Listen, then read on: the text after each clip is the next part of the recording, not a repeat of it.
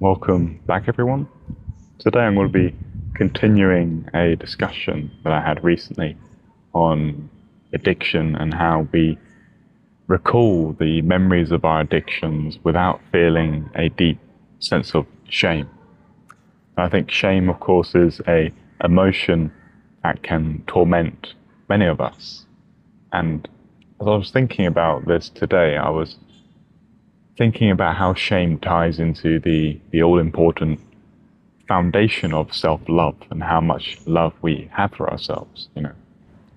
And there is an obvious sort of friction between having love for oneself and having shame. They are sort of the opposites of one another. They're the polarities of one another. And I was thinking about the solution to shame and how the solution to shame ultimately rests in this process of cultivating love for oneself, which, to use a sort of analogy from yoga, is known as bhakti yoga. Bhakti yoga is the cultivation of one's devotional capacities to channel the energy of love. And this may sound woo-woo to some of you there, but for those of you who are tapped in, they will understand what this is. The energy of love is, of course, one of the most healing elements in nature. And ultimately, when we heal ourselves, what we are doing on some level is generating more of this energy of love and forgiveness. And when I reflect on my own life, my own journey of healing from addiction, very much that was sort of me learning how to love myself again, learning how to forgive myself for the mistakes that I've made, and to look upon my mistakes not as these bad things, but ultimately these teachers. We learn from our errors, and that's why we should love our errors. We should love it all, really. And addiction is something that it makes it very easy for you to hate yourself, because you feel like you are the architect, the creator of your own misery, because it's a certain choice. There's a feeling of a certain choice, whilst the choice of the addict is rooted in their pain, which may or may not be caused by themselves. It may be rooted in their early childhood environment, the traumas that they endured, the various things that happened to them. They still feel like this choice in the addiction, this choice to go out and acquire that drug or engage in that self-destructive behavior. And it's that perception of the choice in the matter that makes addiction so widely misunderstood and so widely judged by society and by ourselves. If you look at the way in TV shows and movies, the way addiction is represented, the addict will often be victim to so many judgments, so much disgust. And when we learn about addiction through watching these sort of movies, we internalize that judgment and we internalize that shame. And we try to heal ourselves through the energy of shame. We relapse and then we shame ourselves, and we think that this psychological repression is going to help us heal. But it never helps us heal. The only thing that can help you heal wholly and completely is learning to forgive yourselves and seeking to actually understand why you do what you do with this empathic understanding.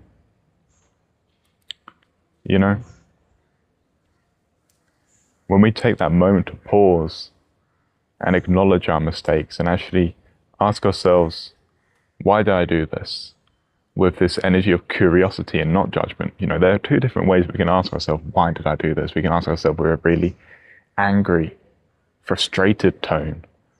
Or we can be like, okay, this has happened. I accept that. And now I'm going to sort of engage in this detached introspection, this detached questioning.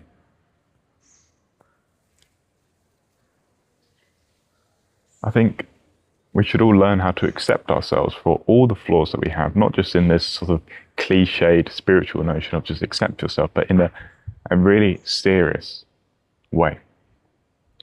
And we should as well accept the shame that we feel. Accept that feeling, Because the moment we accept a feeling, we accept a emotion that arises in our consciousness, then it very rarely tends to linger.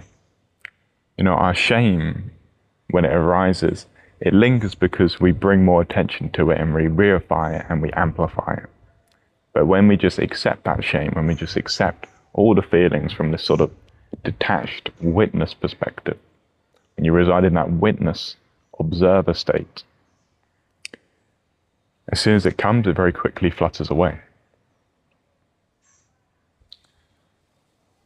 And in many sort of mystical traditions or spiritual perspectives, we see that witness as your true nature, that pure consciousness. And that pure consciousness can watch everything with this, as though it's a beautiful picture.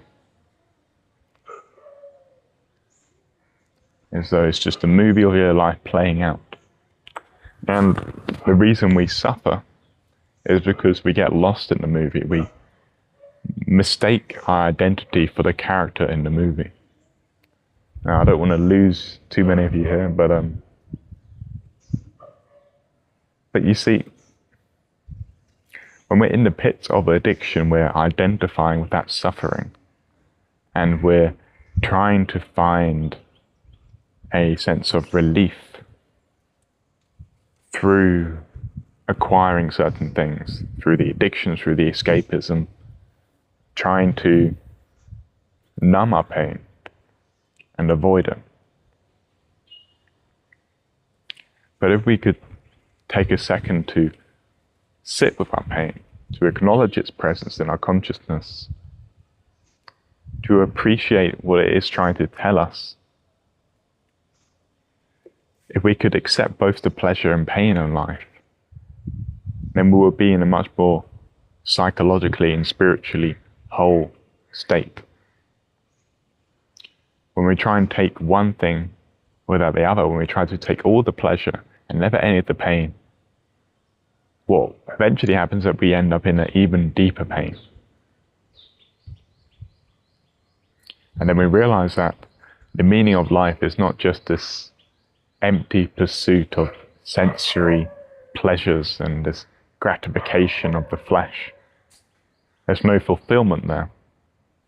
It reduces your existence to akin to this sort of lower animal. And we're not lower animals, we're human beings. We have these higher faculties.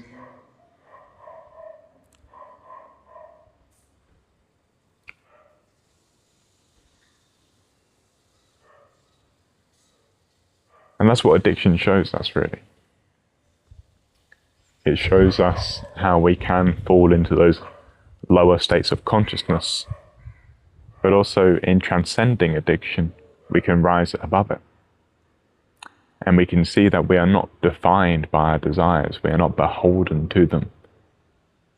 Yes, there are states where we can be automatically, impulsively indulging in our desires, but there is also the capacity to rise above it, to see that the gratification of all desires will not necessarily lead to fulfillment.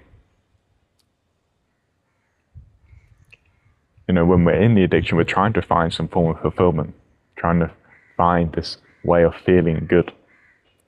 But our search is incorrect because we're looking outwards rather than inwards.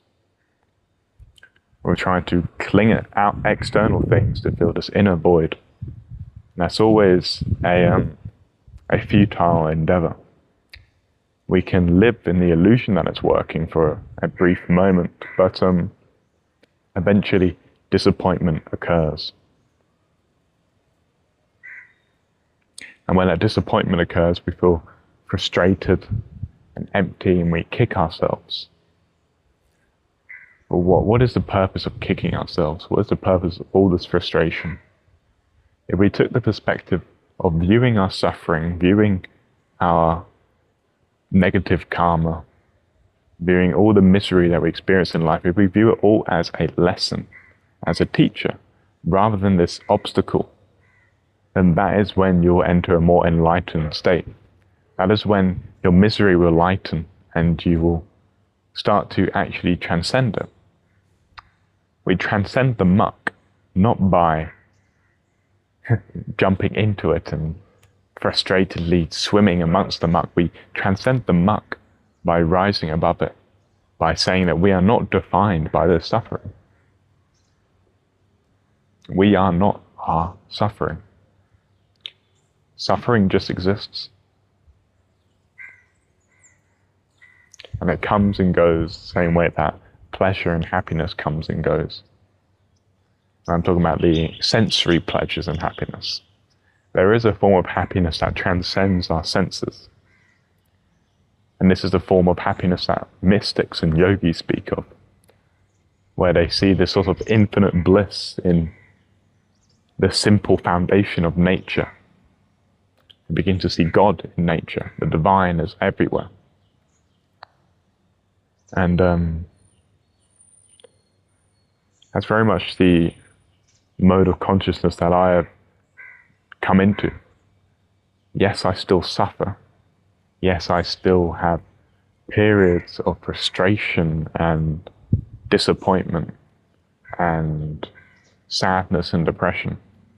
I still have these things, but they are fewer and far between. But when they do happen, even in the moment where I lose myself, I remember myself. And then I'm back here again. And I guess a central thing that happens to me now is that I do not add to my misery by thinking that this shouldn't be this way. I try to see the lessons in everything, the lessons in negativity. And the reason I'm able to see the lessons in negativity and my traumas and my various pains and sufferings is because I accept them. I do not resist them. They flow in and I see what needs to be seen. And that is that, you know. And that's a kind of a practice that I really want to encourage all of you guys to do, to sit with your suffering, to accept it and try to, you know, forgive yourself for having it. And dare I say, love it. Don't love it in the terms of saying, oh, I want more of this suffering. Love it in terms of acknowledging its presence in your life. You know, love is a very simple thing. Love is simply when you look at something without this desire to change it. You know, when you love someone deeply and truly, you love them for all of their imperfections and all of their flaws and all of their weird quirks and stuff. You love them simply for who they are. But yeah, I think I'll leave that at that. That's been interesting. The sun is blazing on my face and I can barely see.